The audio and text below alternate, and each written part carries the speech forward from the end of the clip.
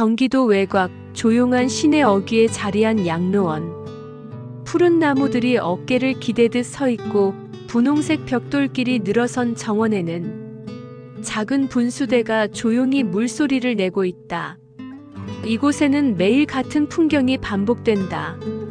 아침이면 직원들이 시장에서 배달된 반찬통을 나르고 장독대에 장을 미소 지으며 직접 푸고, 오후엔 어르신들이 정원 벤치에 앉아 따뜻한 햇볕을 쐰다. 박현수 할아버지 82세. 어깨가 굽은 작은 체구지만 눈빛만은 청년 시절처럼 반짝였다. 전직 교사였고 아내는 20년 전 돌아가셨다. 아들 며느리는 서울에 살며 바쁘다는 이유로 정기적으로 방문조차 못하고 있었다. 현수는 매일 같은 좌석에 앉는다. 여기서 50년은 보낸 사람 같네요. 그러던 어느 날 그의 옆자리에 새로운 입소자가 들어온다.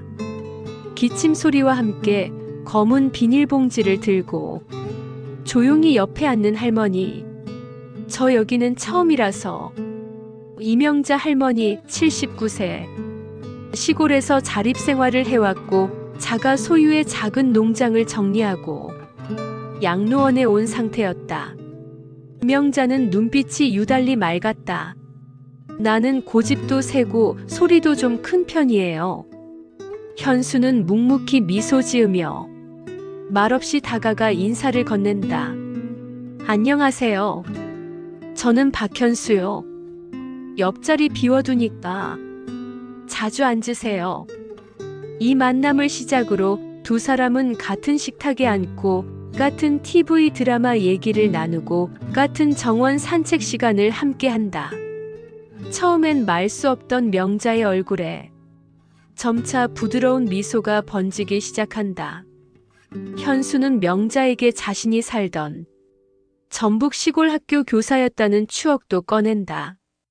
명자는 말없이 듣고 나는 남편이 농기계를 고치다 사고로 먼저 갔어요. 그 사람 내 첫사랑이었지요. 두 사람 모두 젊은 날 사랑을 묻어뒀던 이들이었다. 양로원 풍경이 바뀐다. 다른 어르신들은 텔레비전 드라마에 빠져 있지만 현수와 명자는 서로의 기억을 꺼내 나누며 마치 젊은 시절로 돌아간 듯 웃고 슬퍼하고 가끔은 눈을 들썩인다. 그런데 어느 날부터 명자는 갑자기 부쩍 조용해지고 식사를 걸러버리기도 한다. 현수는 걱정스러워한다. 어디가 아픈 거예요?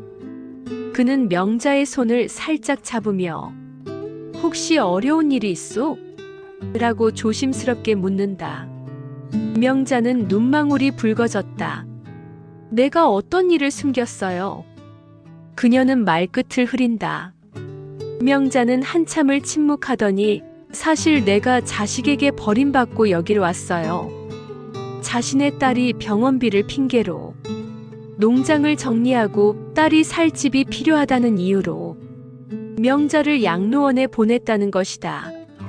내가 그 집 없으면 어디 가서 살라고. 그건 내 인생 전부였는데. 명자는 울먹였다. 현수는 가슴이 뭉클해졌다. 그런데 왜 먼저 와서 내게 이렇게 말 안 했소? 그의 목소리가 부드럽게 떨렸다. 둘은 밤이 되면 어둑한 정원 벤치에 앉아 소리를 죽인 채 이야기했다. 명자는 억울함을 쏟아낸다. 내 딸은 내 이름도 제대로 안 불러요. 용돈도 안 주고 전화도 드물게 하고요. 현수는 조용히 이야기를 듣고 내일 산책을 나가자고 했다. 한 번이라도 더 걷고 우리 세상 얘기 한 번 더 해보자고요. 그날 이후 둘의 사이엔 묘한 긴장감이 흐른다. 서로의 과거, 사랑, 상실, 버림당함, 그리움이 마치 두 물결처럼 교차한다. 어느 날 내원한 요양센터 상담 직원이 명자의 기록을 보며 말했다. 자녀 중 한 명은 해외에 거주하고 있고 해외에 있다는 명목으로 양로원비를 미루고 있습니다. 명자가 울컥 눈물 흘리는 순간 현수는 말없이 그녀의 어깨를 토닥인다. 둘의 관계가 깊어지며 다른 어르신들이 수군거리기 시작한다. 두 분 좋은 친구 같은데? 혹시 서로? 소문이 퍼진다. 그런데 명자는 조용히 고개를 흔든다. 난 사랑이 아닌 그림자가 되어도 상관없어요. 현수는 대답 없다. 하지만 명자의 혼란은 계속된다.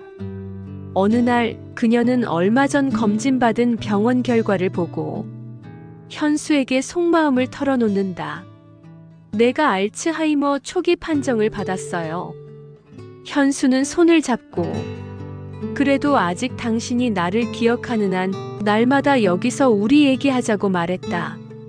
시간이 흐르고 명자의 상태는 점점 흔들렸다. 내 기억은 자꾸 지워지는구나. 양로원 한 코너에서 조심스레 혼잣말을 한다.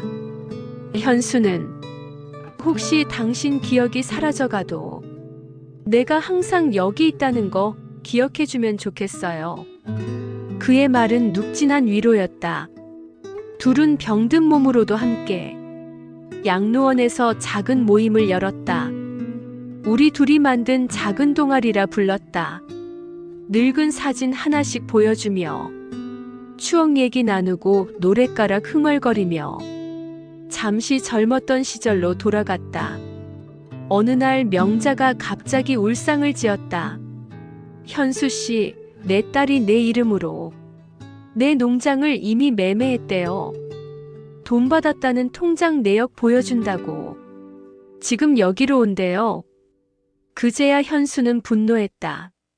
내가 그 새끼들 만나러 갈 테니 당신 기억 잃기 전에 한번 싸워보게요. 두 사람은 양로원 정문 밖으로 나섰다. 현수는 명자의 손을 잡고 내가 대신 싸우러 가마. 양로원 직원이 당황하고 다른 어르신들은 흘깃거리며 소곤댄다. 결국 양로원 입구에서 명자의 딸과 얼굴을 마주했다. 딸은 차갑게 말했다. 엄마 아주 고집 부리지 마세요. 그 집 팔아 잘 정리해 주려던 거예요. 명자는 흔들리면서도 말했다. 그건 내 집이고 내 삶이었어. 현수는 손을 높이 들었다. 이 할머니, 당신 어머니입니다. 기억은 잊어도 얼굴은 지워지지 않으실 거예요. 딸은 혀를 차며 돌아서 나갔다. 현수와 명자는 양로원 앞 작은 공원 벤치에 앉았다. 우린 살아있었던 걸 기억하게 해줍시다. 명자의 눈에 눈물이 고였다. 그날 이후 명자는 식탁에서 조금씩 밥을 먹기 시작했다. 현수는 매일 꽃 한 송이를 꽃병에 꽂는다. 양로원 내 다른 이들도 둘을 바라보며 작은 위로를 얻는다. 몇 달 후 명자는 기억의 흐릿함에서 박현수라는 이름이라도 가끔 떠올리기 시작했다. 그 사람 어디서 본 얼굴인데? 현수는 조용히 미소 지으며 여기 있어. 매일 같이 있는 사람. 현수가 양로원 정원에 마련된 작은 무대에서 어르신들 앞에서 노래를 부른다. 명자는 관객석 맨 앞에서 눈을 감고 흐느낀다. 가족이란 때론 가장 깊은 상처지만 그 진심은 낯선 이의 말 한마디로 돌아올 수도 있습니다. 사랑은 기억보다 오래 남거든요.